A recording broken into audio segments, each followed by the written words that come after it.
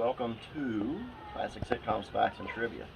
Appreciate you being here. Before we get started, please subscribe, please share these out. As you can see, as I promised, I brought you along to beautiful Philippines. Today's video is on Bonanza and how your four main actors, well, the only four main actors, almost didn't get the parts. It was almost a completely different show. Let's see how it come about. Bonanza rode in on its horses in 1959, prepared to redefine how America thought about the Old West.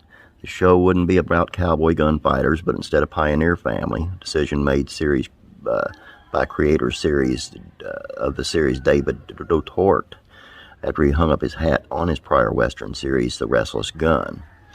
The Restless Gun was his first series. It followed the cowboy event Bonner of all his adventures following the Civil War. Featured in 5 of its episodes was a face that would soon become familiar to Bonanza fans everywhere.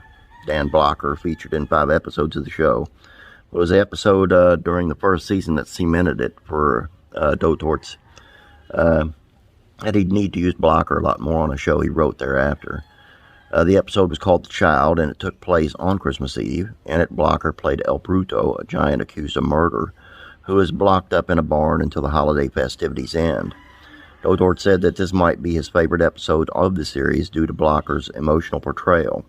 It was Dan Blocker's 3rd episode on the series, but nonetheless, Dotort said that in his interview with the Archive of American Television, that's the one, in a sense, where I discovered the talent of Dan Blocker. It was also essentially the moment Hoss Cartwright was born, because when Dotort sat down to write the pilot for Bonanza, he had Blocker in mind for the whole thing. Dotort can't really talk about Blocker without praising him in an interview, taking a second to go even further when he said of him, that was a great advantage because I knew his talent as an actor. The very next person who came to mind of Bonanza was actually Michael Landon. Landon had been working in westerns for almost 5 years when Dotort figured that he'd be perfect for Little Joe. So he wrote the character with that actor in mind too. Same goes for Lauren Green, whom he said he remembered seeing in an episode of Wagon Train earlier the same year that Bonanza debuted and Restless Gun ended. That episode was the Vivian Carter story, and it found Green as a love-struck cowboy who meets a girl he wants to marry on a train, only to find her destination is to her wedding to someone else. When her love ends darkly, it's the future of Ben Cartwright who comforts her and makes the noble call not to rush her into marriage to him in her sensitive state. From that cloth, Dotort molded Ben Cartwright. So, not only was there not a real casting call for Bonanza, but he actually conceived the show based on these actors whose talents he'd gotten to know so well. The other outlier was Pernell Roberts. Roberts was a stranger to him, but that turned out to be a good thing. He said in an interview, the big problem I had finding a leading man, I had heard about an actor named Pernell Roberts, who had been in a number of films and a stage actor on Broadway, so I went down to see him. And there was something about him that really caught my eye. He was a handsome, good-looking guy, but more than that, he had a kind of depth as an actor.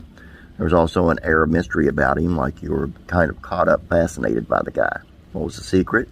So I asked him to play Adam, the oldest son, and he agreed. Now, you'd think, knowing the success of the show, looking back, that would be that.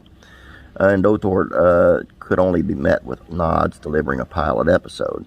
A novel show concept and a whole cast already picked and primed, even serving a character inspiration. That's not the show business always goes. He said he announced, this is the cast. It only met with protest. That's right, no Ben, no to Adam, no to Hoss, no to Little Joe. Problem, how could you pick all these 4 unknowns and you're on a big budget? Good thing for Bonanza fans that Dotort held his ground like he was defending the literal Ponderosa.